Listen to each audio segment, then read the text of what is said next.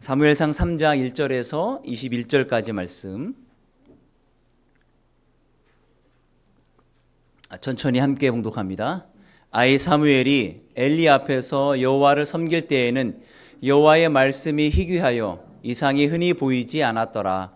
엘리는 눈이 점점 어두워가서 잘 보지 못하는 그때에 그가 자기 처소에 누웠고 하나님의 등불은 아직 꺼지지 아니하였으며 사무엘은 하나님의 궤에 있는 여호와의 전 안에 누웠더니 여호와께서 사무엘을 부르시는지라.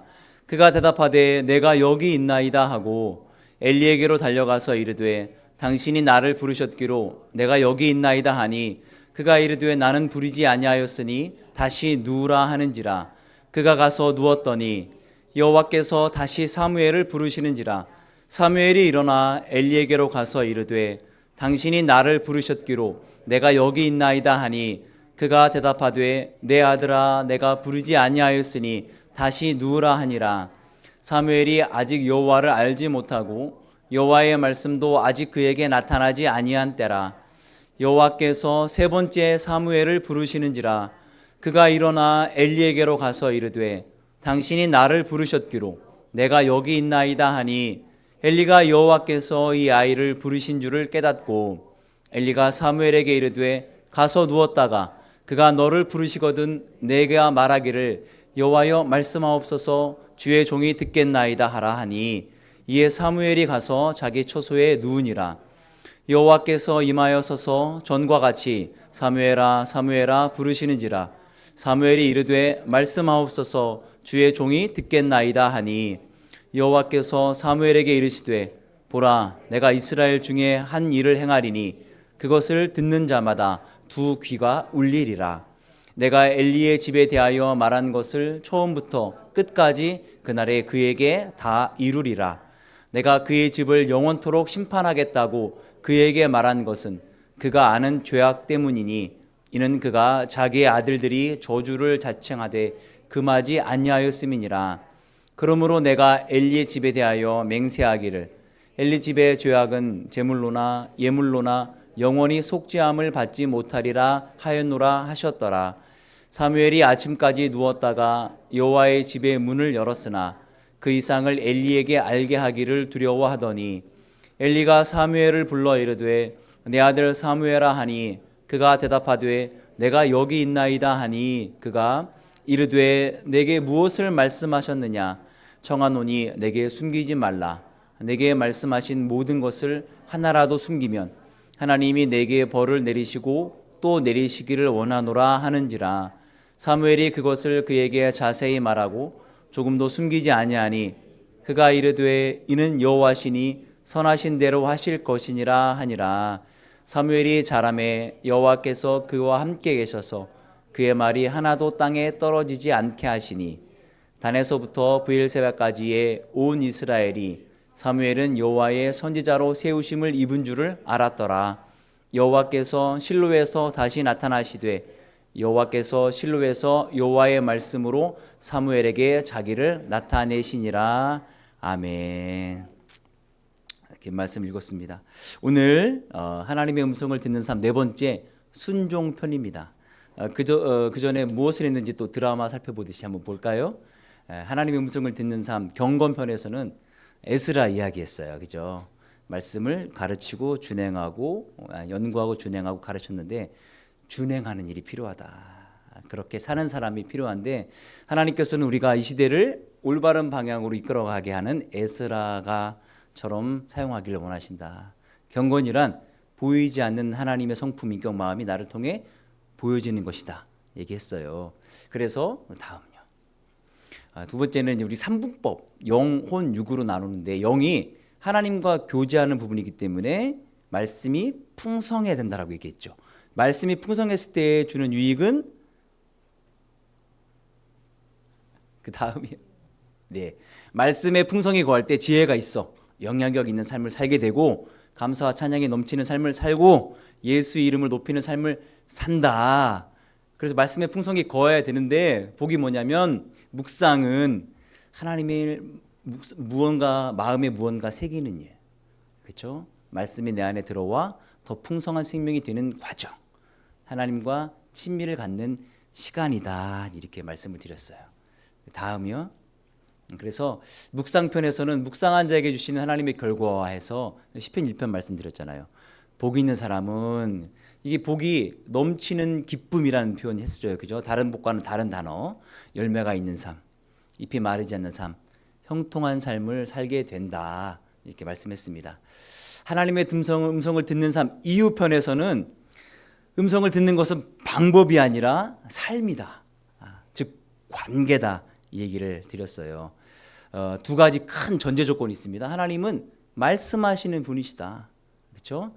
그리고 하나님의 음성을 듣는 것은 누구나 자연스러워야 한다. 나에게도 말씀하고 주시고, 심지어는 동생을 살해한 가인에게도 하나님께서 내 동생이 어디 있느냐 말씀하셨잖아요. 왜 그래서 이렇게 중요한 하나님의 말씀 음성을 들어야 되는가? 하나님을 알아가기 위함이다. 지난주에 우리 물고기 2마리 어항 그리셨잖아요. 물이 적은 어항, 큰 어항. 물이 많을 때 물고기는 더 자유함을 누리듯이 우리가 하나님을 알아가면 알아갈수록 우리 안에 더 자유함을 경험한다. 하나님과 친밀해지기 위함이다. 예수님을 닮기 위해서다. 우리 영혼이 살아가기 때문이다. 살기 때문이다. 이 말씀 드렸어요. 그 다음은요. 끝입니다. 오늘은 이제 정말 중요한데, 안 중요한 것이 없지만 순종편입니다. 하나님께서 이 어린 사무엘에게 처음 나타나셔가지고 들려주신 하나님의 말씀이 뭐였죠? 금방 읽었는데, 축복과 은사, 기적 같은 긍정적인 내용이 아니라 무섭고 어려운 말씀을 해주셨어요. 그 얘기가 뭐냐면, 아버지처럼 섬기던 엘리 제사장의 집안을 하나님께서 심판하시겠다는 내용이에요. 자, 그러면 왜 하나님께서는 엘리 제사장이 버젓이 있는데 이 어린 사무엘에게 엘리 제사장 집의 심판을 말씀하셨을까요?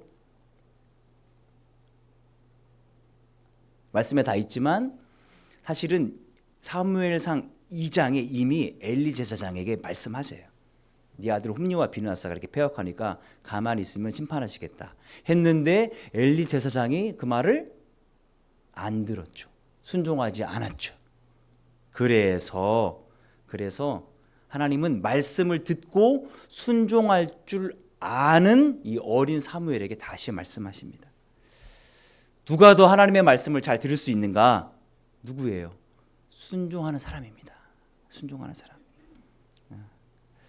순종하지 않는다면, 들었는데 순종하지 않는다면 하나님께서 더 말씀하시기 어려운 거예요. 엘리가 사무엘에게 묻습니다. 자기도 궁금한 거예요. 야, 지난밤에 하나님께서 뭐라고 말씀하셨지? 묻자 18절 말씀에 한번 볼까요? 같이 읽습니다. 사무엘이 그것을 그에게 자세히 말하고 조금도 숨기지 아니하니 그가 이르되 이는 여호와시니 선하신 대로 하실 것이니라 하니라. 사무엘이 엘리 제사장에게 숨기지 않고 다 이야기합니다. 생각해 보세요. 엘리 제사장 집안을 심판하시겠다는 그 이야기를 할 때 엘리 제사장의 마음이 좋을까요? 안 좋을까요? 안 좋겠죠. 그럼 내가 혼날 수도 있겠죠. 떼끼.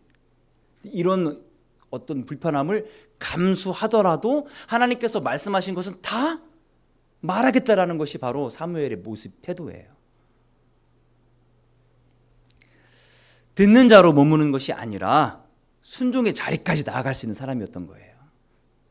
간혹 우리는 이렇게 얘기합니다. 하나님 말씀하여 주시옵소서. 내가 할 수 있는 것만 지키겠습니다. 듣기는 100%인데 순종은 50%까지만. 그러면 하나님께서는 그만큼만 말씀하실 거예요. 우리가 100% 들었다면 그 말씀을 그대로 100% 순종할 수 있는 순종의 마음이 있어야 합니다. 이게 충성스러운 사람이에요. 사무엘은 사람들이 보기에 굉장히 어리고 아이였지만 하나님의 눈에는 충성스러운 사람이었습니다. 그가 듣고 그대로 실천할 수 있는 사람이었던 걸 보셨던 것이죠. 이런 순종했던 사무엘에게 하나님께서 어떻게 일을 하시는가, 그 다음 말씀 볼까요? 같이 읽습니다. 사무엘이 자라매 여호와께서 그와 함께 계셔서 그의 말이 하나도 땅에 떨어지지 않게 하시니 단에서부터 브엘세바까지의 온 이스라엘이 사무엘은 여호와의 선지자로 세우심을 입은 줄을 알았더라. 사무엘에게 권위를 주십니다. 이스라엘 표현에서 단에서 브엘세바는 우리나라의 백두에서 한라까지 이 표현이에요. 나라 전체가 사무엘이 그 다음 선지자인 것을 알게 하신 거예요. 선지자는 세습합니다. 엘리의 두 아들 홈니와 비느하스가 선지자가 되었어야만 했어요. 그런데 아주 패역했죠. 범죄를 저지르고. 그러니까 하나님께서 거기 자리를 끊으시고 사무엘에게 그 권위를 주시는 거예요. 영향력과 지도력을 사무엘에게 부어주십니다. 사람들 안에서, 이스라엘 안에서 하나님의 역사를 드러내는 사람이 되는 거예요. 그 출발점이 언제냐? 말씀을 듣고 순종의 자리에 나갔던 때. 어떤 대가를 치르든 내가 하나님의 말씀에 순종하겠다 하는 사람을 하나님께서는 사용하십니다. 하나님께서는 어떤 사람의 갈망과 부르짖음에 응답하시는가? 선택해서 순종하는 사람이 아니라 100% 순종하겠다는 사람의 갈망을 들으시는 거예요. 이 당시는요, 1절에 말씀이 희귀하고 이상이 보이지 않던 때라고 합니다. 엘리가 잠을 자는데 자기 처소에서 잤어요. 근데 어린 사무엘은 어디서 잤냐면 하나님의 전에서 잡니다. 장막 안에서. 이게 편한 자리가 아니에요. 여러분 아시다시피 이 당시에는 다윗의 장막이 아니라 실로에 세운 모세의 장막이 있던 때예요. 그러니까 성소와 지성소가 나눠져 있던 곳이죠. 지성소 잘못 들어가면 죽습니다. 잘못이 아니에요. 하나님께서 허락하신 대속죄일, 한 번에 이 하루 몸을 깨끗이 하고 정결하고 죄가 없어야만 들어갈 수 있는 곳인데 거기서 잠을 자고 있다니. 그곳은 아니지만 그 밖에서. 절대 편한 자리가 아니지만 사무엘은 하나님의 말씀이 임하는 곳에 있었어요. 자, 우리 모두에게 안정감을 둘 곳이 필요합니다. 내가 편하게 느껴지는 공간과 장소가 다 있어요. 그런데 우리가 어디에 안정감을 둘 것인가? 내가 편히 쉴 수 있는 곳이 아니라 하나님의 말씀이 임하는 곳에 우리 안정감을 둬야 합니다. 믿으십니까? 이때 하나님께서는 사무엘이 알아들을 때까지 부르십니다. 몇 번 부르셨죠? 3번이요. 우리는 가끔 이런 두려움이 있어요. 하나님께서 말씀하실 때 내가 잘 못 들으면 어떡하지?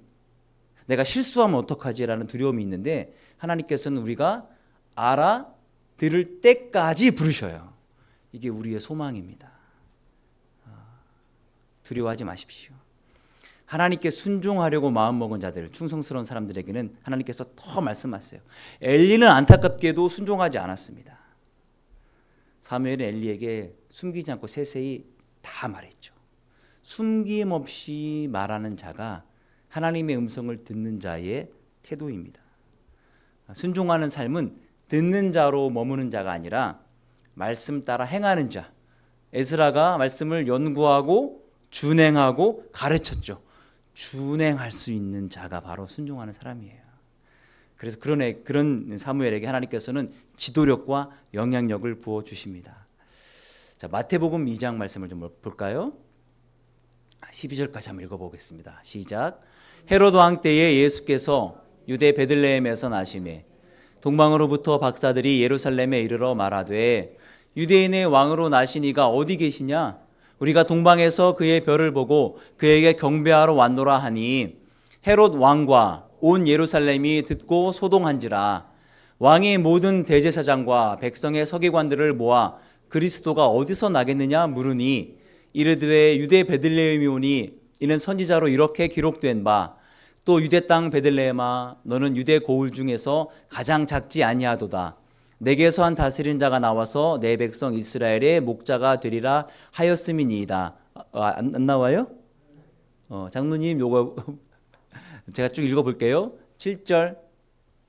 이에 헤롯이 가만히 박사들을 불러 별이 나타난 때를 자세히 묻고 베들레헴으로 보내며 이르되 가서 아기에 대하여 자세히 알아보고 찾거든 내게 고하여 나도 가서 그에게 경배하게 하라. 박사들이 그 왕의 말을 듣고 갈새 동방에서 보던 그 별이 문득 앞서 인도하여 가다가 아기 있는 곳 위에 머물러 서 있는지라. 그들이 별을 보고 매우 크게 기뻐하고 기뻐하더라. 집에 들어가 아기와 그의 어머니 마리아가 함께 있는 것을 보고 엎드려 아기께 경배하고 보배 합을 열어 황금과 유향과 모략을 예물로 드리니라. 그들이 꿈에 헤로데게로 돌아가지 말라 지시하심을 받아 다른 길로 고국에 돌아가니라. 자, 이게 이 말씀이 요게 한번 부팅을 해주셔야 될 것 같아요. 저만 집중하시면 됩니다. 우리 핸드북에 있는 내용을 제가 다 PPT 만들어 놨기 때문에 필요해요. 여기. 이 말씀이 어떤 말씀이냐면 동방 박사들이 별을 보고 예수님께로 경배하러 왔다가 예루살렘을 거쳐 베들레헴에서 경배하고 다시 집으로 돌아간 기사입니다. 동방은 지금의 인도 아니면은 뭐 이란이라고 얘기하는데 이 당시 동방 박사들은 별을 보고 움직이는 점성가들이었어요. 그런데 별만 보는 점성가들이 아니라 물리, 천체, 수학, 철학 굉장히 이제 공부가 많이 된 그런 사람들인 것을 알 수 있어요. 이들이 먼저는 별을 보고 이 땅에 큰 왕이 온 것을 깨닫고 별을 따라 옵니다. 그러다가 잘 오다가 마지막에 왜 베들레헴으로 가지 않고 예루살렘으로 왔을까요?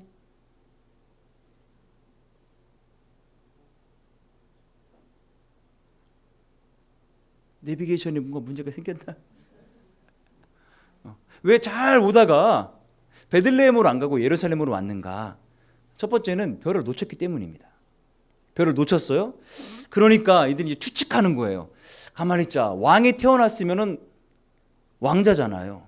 그 왕이 있는 곳이 어디입니까? 왕궁, 궁궐이죠. 수도겠네요. 그래서 예루살렘으로 간 겁니다. 추측을 해서 지혜를 가지고 지식을 가지고.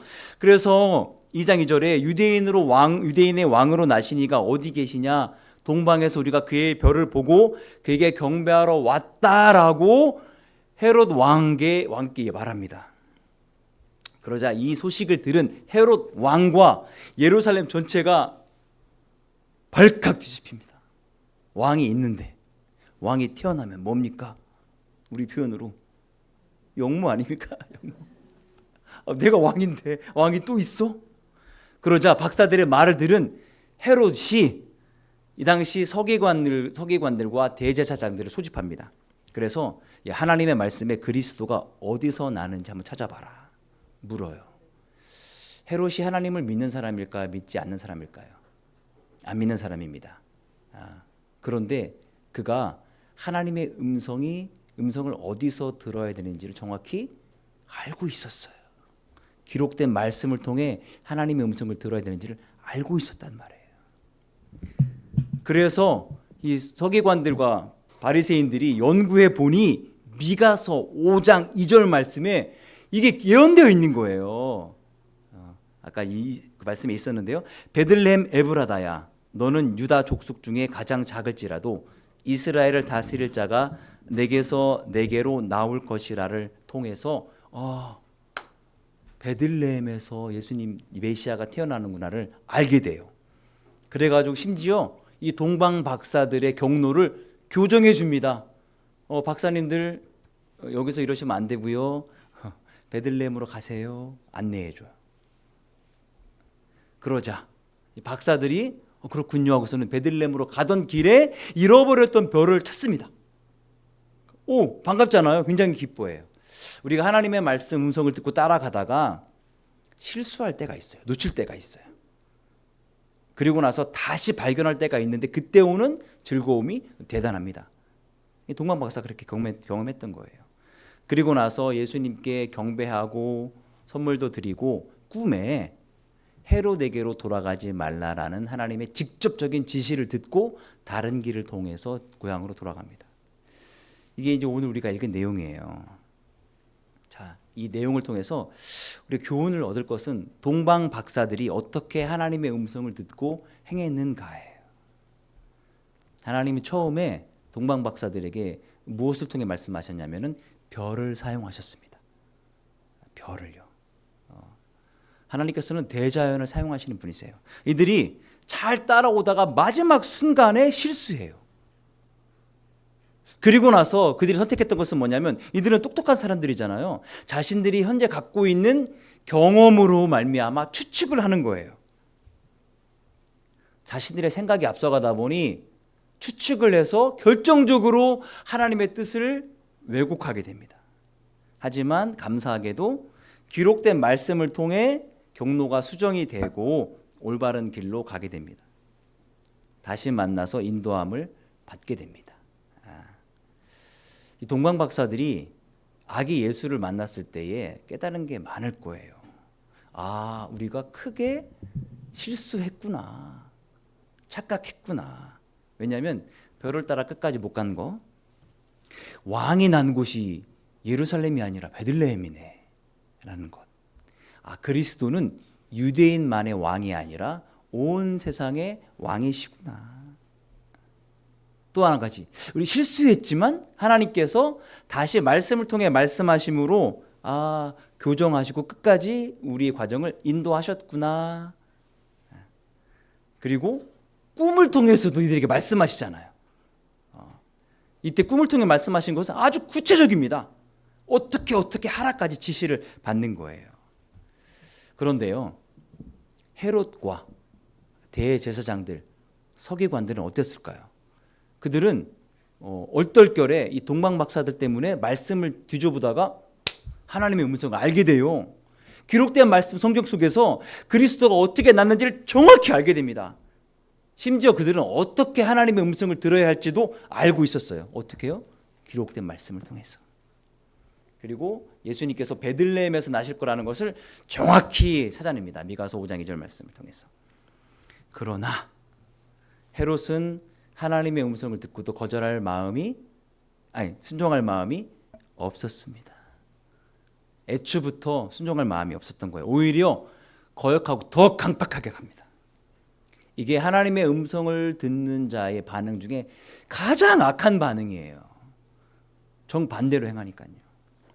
반대로 대제사장들과 서기관들, 말씀을 연구하고 지식적으로 알고 토론하기를 좋아하는 사람들이었습니다. 이들도 하나님의 말씀이 어떻게 임하는지 정확히 알고 있었던 사람들이에요. 말씀을 통해 음성을 들었으니까요. 그렇지만 순종할 마음이 이들도 없었습니다. 말씀엔 호기심이 있어요. 더 알고 싶어요. 그러나 말씀을 지식으로만, 학문으로만 아는 사람들입니다. 안타깝고 불행한 일이죠. 동방 박사들은 어떻게 하나님의 뜻을 알았는가? 세 가지인데요. PPT가 아직 안 나와서 제가 말씀해 드릴게요. 첫 번째는 별을 통해 알았습니다. 적을 분들 적으셔요. 별을 통해 알았고요. 두 번째는 기록된 말씀을 통해 알았습니다. 기록된 말씀. 세 번째는 꿈입니다. 꿈. 별을 통해서 인도함 받아요. 하나님께서 우리가 잘 알듯이 발람과 발락 그 이야기 속에 출애굽 여호수아서에 보면은 가나안 정복 때 발람을 통해 나귀를 통해 말씀하세요. 늘 타던 나귀가 안 가잖아요. 나귀를 때립니다. 이 거짓 선지자가. 그러니까 하나님께서 나귀의 입을 열어요. 그래서 말해요. 내가 네 말을 한 번도 순종한 적이 없느냐. 그러니까 나귀가 얘기하는데 없지. 그때 하나님께서 눈을 여시는데 나귀 앞에 천사가 서 있잖아요. 나귀는 그걸 보고서는 안 간 거예요. 그런 일이 있었죠. 그렇죠? 그런 것처럼 대자연을 통해서도 말씀하십니다. 그리고 두 번째는 기록된 성경을 통해 말씀하시는 거예요. 미가서 5장 2절 말씀이죠. 가장 중요해요. 제일 중요한 거예요. 말씀을 통해 말씀하시는 걸 깨닫는 거예요. 하나님의 음성을 듣는 중요한 기반입니다. 세 번째는 꿈을 통해 알았어요. 헤롯에게로 돌아가지 말라. 지시를 받습니다. 지시란 이야기는 하나님의 음성을 듣고 어떻게 행할지를 구체적으로 알았다는 거예요. 자, 우리가 하나님의 음성을 듣고 싶어요. 그리고 순종하고도 싶죠. 계속 이야기하니까요. 그런데 들려야 할 말이지. 그 이유에 대해서, 하나님의 음성이 잘 들리지 않는 이유에 대해서 한번 얘기해 볼게요. 첫 번째는 하나님 음성을 듣는데 방해되는 것이 있습니다. 방해되는 것이. 첫 번째가 우리 생각과 추측 때문입니다. 추측. 동방 박사들이 자신들의 추측으로 예루살렘으로 가죠. 그들은 경험과 지식이 있는 사람들이었습니다. 그래서 왕자는 왕궁에 있어야 한다는 것이 그들의 추측이고 경험이었습니다. 근데 예수님은 유대인만의 왕이 아니라 온 세상의 온 인류의 왕이셨기 때문에 유대인 왕궁에 머문 것이 아니라 세상에 계셨던 겁니다. 자, 하나님의 음성을 듣는 일에 내 추측, 내 경험에 앞서가면 어떤 일이 벌어지는가? 이 동방 박사들이 헤로드 왕에게 찾아간 일 때문에 이 이후에 2세 이하의 남자아이들 갈릴리 지역에 다 죽어요. 이 한 번의 실수 때문에. 엄청난 일이죠. 엄청난 일입니다. 세대를 이어가며 어마어마한 고통을 받습니다. 추측을 앞세워가는 것 굉장히 경계해야 됩니다. 두 번째는 불순종이죠. 헤롯은 하나님의 뜻을 알고자 성경을 살폈습니다. 근본적으로 순종할 마음이 없었습니다. 강팍한 마음의 소유자입니다. 우리가 살아가면서 하나님의 음성을 듣고 하나님을 따라 사는 것이 마땅하고 좋은 것을 사람들은 알아요. 느끼기도 해요. 그런데 결정적으로 왜 순종하지 못하는가? 이게 우리의 자기들의 삶에 간섭이 된다고 생각을 해요.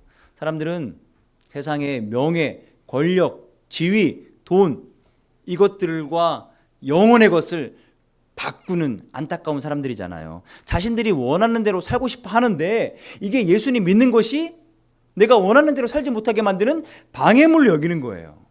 그런데 그리스도인들은 정과 욕심을 십자가에 못 박은 사람들이죠. 여러분, 우리 삶에 있어서 불필요한 것들이 얼마나 많은지 따져보면 제일 처음에 우리가 갖고 다니는 것, 불필요한 살들도 많이 있습니다. 관계, 시간, 취미 이런 것들을 만약에 다 버린다면 세상 사람들은 굉장히 건강하고 건전하고 행복하게 살 거예요. 이 불필요한 것 못 끊기 때문에, 못 조절하기 때문에 사실 이 사단이 일어나는 겁니다. 그렇죠? 세 번째는 무관심입니다. 서기관들은 말씀을 연구하는 사람들이었습니다. 그런데도 순종할 마음이 없었어요. 성경을 통해 예수 그리스도가 베들레헴에 날 것을 정확히 알았습니다. 하지만 만나러 갈 생각조차 하지 않았어요. 제가 가보니까 자동차로 한 1시간 정도 걸어서 반나절이면 가요. 예루살렘에서 베들레헴까지. 그렇게 먼 곳이 아니에요. 갈 생각을 하지 않습니다. 예수님을 메시아로 알았어요. 하지만 인격적으로 만나지 못했습니다. 그러니 그들의 삶 속에 구원의 감격과 기쁨이 없는 겁니다. 하나님의 음성을 듣는데 방해되는 것이 있다면 하나님의 음성을 듣지 못하는 이유도 있어요. 아니, 방해는 뭐고 또 이유는 뭐야? 그거 아닌가요? 하지만 이게 제가 얘기를 하다 보니까 이런 분들이 있어요. 나는 저 기준에 들어가지 않으니까 나는 괜찮아. 마치 빠져가는 느낌이 있는 거예요. 그게 아니라 다양한 차원에서 말씀을 드리면 내가 저기 속하고 있구나를 깨달으시면 돼요. 듣지 못하는 이유가 있는데요. 이유 한번 띄워봐 주실래요? 이유 3가지. 네, 또 무관심이 나옵니다. 이게 하나님의 음성을 듣는데 방해도 되고 듣지 못하는 이유도 돼요. 하나님의 음성을 듣는 삶에 무관한 거예요. 그냥 모든 일에 내 뜻과 내 생각대로 살아갑니다. 어떤 일에 대해서 판단할 때 자기 지혜를 앞세우고 결정을 내린 다음에 하나님이 하실 일은 하나님 내가 결정 내리는 곳에 축복만 해주십시오. 요즘 뭐라고 답정 넣어. 답은 이미 정해져 있어. 하나님의 뜻이 아니라 내 뜻대로 정해져 놓고 거기에 축복만 해달라고 요청하는 거예요. 두 번째는 불신앙. 하나님의 성품에 대한 이해가 전혀 없어요. 하나님은 말씀하시는 분이라는 사실조차가 없는 거예요. 더군다나 나에게 말씀하시는 분이세요. 나에게. 이거에 대한 믿음이 없는 것이죠. 세 번째는 하나님에 대한 잘못된 기대감이에요. 우리 나름대로 다 기대감을 갖고 하나님께 나아갑니다. 그런데 기대감이 엉뚱해요. 예를 들자면 우리가 라디오 방송을 들을 때 쫙 주파수를 맞춥니다. 칙 하다가 어느 순간에 딱 맞추면 93.9 쫙 명쾌한 소리가 나오죠. 91.9 CBS. 어떤 방식이에요? 방송국이 정해놓은 그 주파수를 우리가 맞춰가는 거예요. 그런데 내가 주파수를 맞춰놓고 아니 소리가 왜 엉망이야 라고 얘기한다면 아이고 답답하죠. 마찬가지인 거예요. 하나님께서 우리에게 말씀해 주시는 방식이 있는 거예요. 하나님의 뜻이 정해진 방식이 있는데 그 방식대로 우리가 맞춰가지 않고 내 방식을 정해놓고 하나님 내게 왜 말씀하지 않는 거죠? 라고 얘기한다면 어떡합니까? 답이 없어요. 안타깝게도 이런 분들은 하나님의 음성을 못 듣는 게 아니라 아예 안 듣는 거라고 말할 수 있어요. 세 번째가 이제 하나님의 음성을 듣지 못한 이유 다음에 주저하게 하는 이유가 있는데요. 이건 좀 설명해 볼게요. 하나님의 음성을 듣는 것이 삶에 사실은 절박합니다. 왜냐? 한치 앞도 알 수 없어요. 어제도 지진이 일어났잖아요. 그죠? 어제도 장수 쪽에서 지진이 일어났는데 뭐 지진, 홍수 이런 여러 가지 피해들 누가 여러분 압니까? 이거 아직 띄워주지 마세요. 네, 저를 보세요. 저를 알고는 싶은데 알 수가 없는 게 우리 인생인 것이죠. 그래서 우리도 우리 인생에 등대가 필요해요. 불확실성의 시대에 살아가고 있기 때문에. 자, 근데 하나님의 음성을 들었다라고 확신을 하기도 뭐하고 안 하기도 뭐하고 들은 것 같은데 내 안에 좀 말씀하신 것 같은데 뭔가 감동이 오는데 이게 그런 건지 어떻게 검증할 방법이 또 없는 거예요. 마땅히 내가 대응할 수 있는 경험도 부족하고 이런 사람의 이야기를 좀 소개하고 싶습니다. 바로 기드온입니다. 사사기 6장 17절 말씀 볼까요? 같이 읽습니다. 기드온이 그에게 대답하되 만일 내가 주께 은혜를 얻었사오면 나와 말씀하신 이가 주 되시는 표징을 내게 보이소서.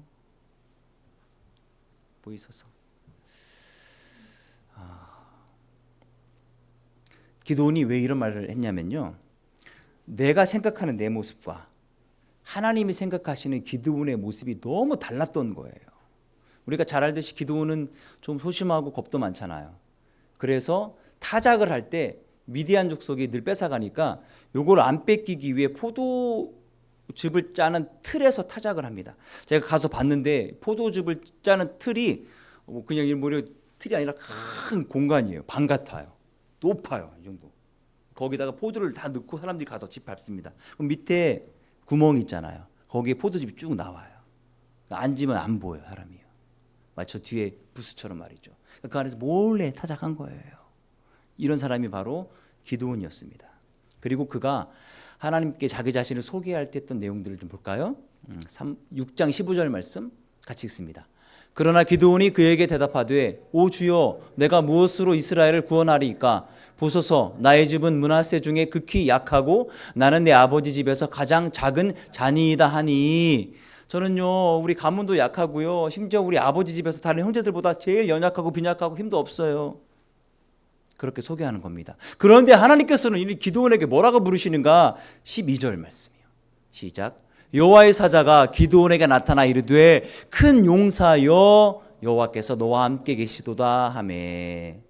자기는 소심하고 부족하고 가난하고 아무것도 없고 제일 작은 자로 생각하고 있는데 하나님께서는 기드온을 뭐라고 부르냐면 큰 용사여라고 부르시는 거예요.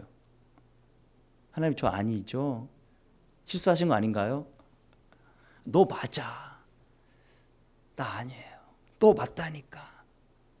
그러면 저를 불렀다라는 표징을 좀 보여주세요 라고 부탁하는 거예요. 하나님 음성이 내게 제대로 들렸는지 확인 좀 해주세요 라고 하면서 한 번도 아니고 두 번이나. 그렇죠? 양털 시험을 하잖아요. 여러분 다 아시겠지만 지면에 다 이슬이 임해도 이스라엘은 낮에는 덥고 밤에는 추우니까 새벽에 이슬이 맺힙니다. 다 지면에 이슬이 맺히는데 다 지면에 맺히는데 지면에 이슬은 안 맺히고 양털에만 이슬을 맺히게 해주십시오. 그러니까 그렇게 됐어요. 그런데 이 사람이 참 용이 주도하고 좀 집요한 것이 누군가 와서 양털에게 물을 불 수도 있는 거잖아요. 아니 하나님 취소. 저 지면에 다 이슬이 맺히고 양털만 마르게 해주십시오라고 바꿔서 얘기해요. 두 번이나 확인하고 자기를 큰 용사라 부르신 것이 맞다라고 확인합니다. 우리가 하나님의 음성을 듣는데 굉장히 절박하지만 주저하는 이유가 있는데 한번 PPT 지금입니다. 실수를 경험해서입니다. 이 실수라는 것은 내가 할 수도 있고 어떤 신실한 사람이 옆에서 보기에 하나님의 음성을 들었다라고 확신한 걸 봤어요.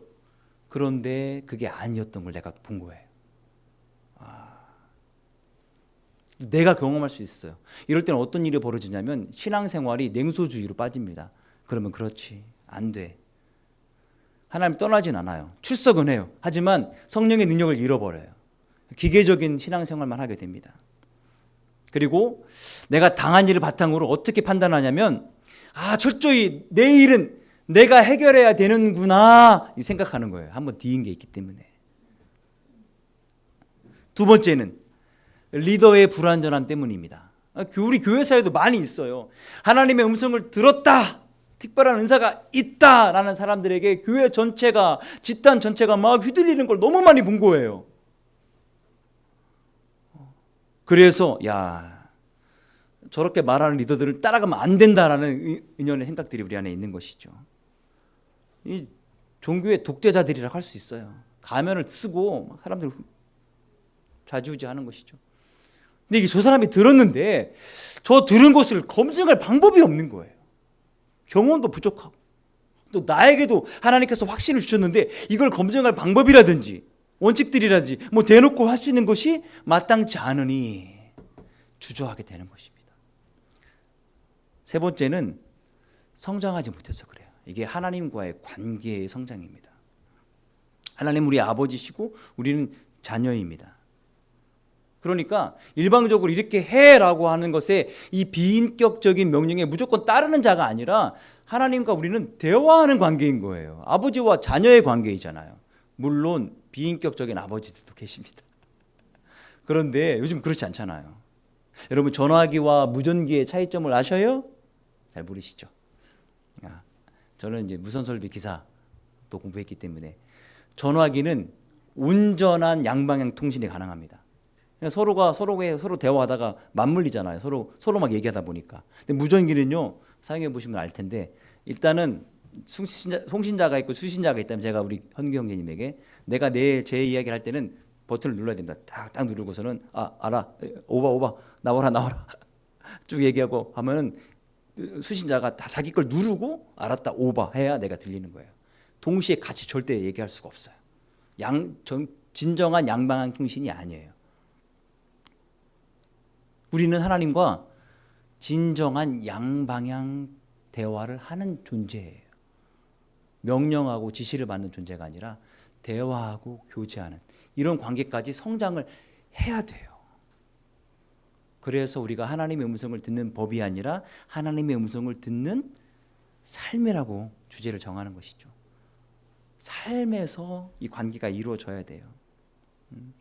하나님과 지속적이어야만 합니다. 더 친밀해져야 합니다. 제가 말씀드렸죠. 친밀함의 극치. 마지막 단계는 뭐라고요? 비밀을 공유하는 사이. 노아에게 물로 세상을 심판할 것을 하나님께서 공유하셨죠. 노아에게만. 당대의 완전한 자이며 하나님과 동행했던 자였기 때문에 일어날 수 있는 일이죠. 우리도 하나님과 더 친밀하면 친밀해질수록 우리를 향한 하나님의 계획을 알 수 있게 되는 거예요. 나만을 향한.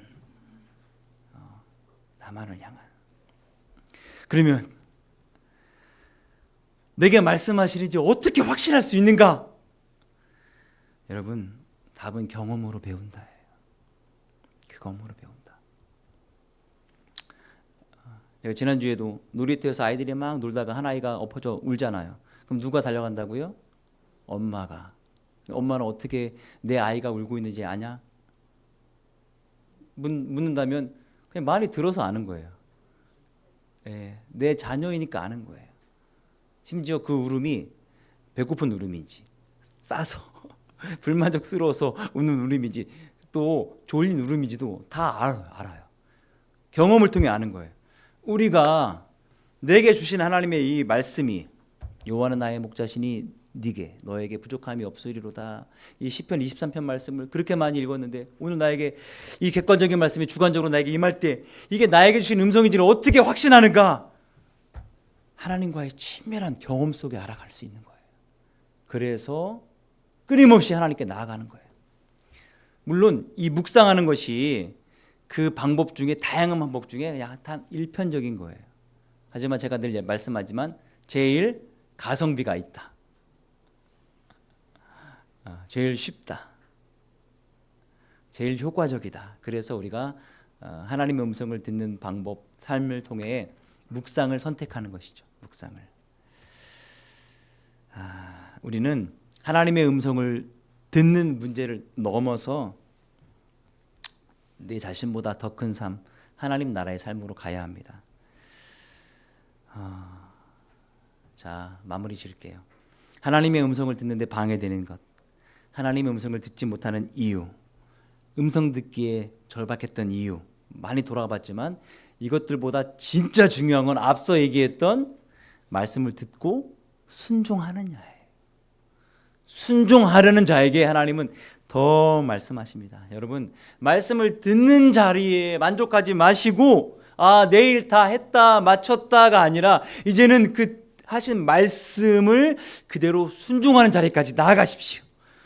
그러면 이 시대에 사무엘처럼 우리를 사용하실 것입니다.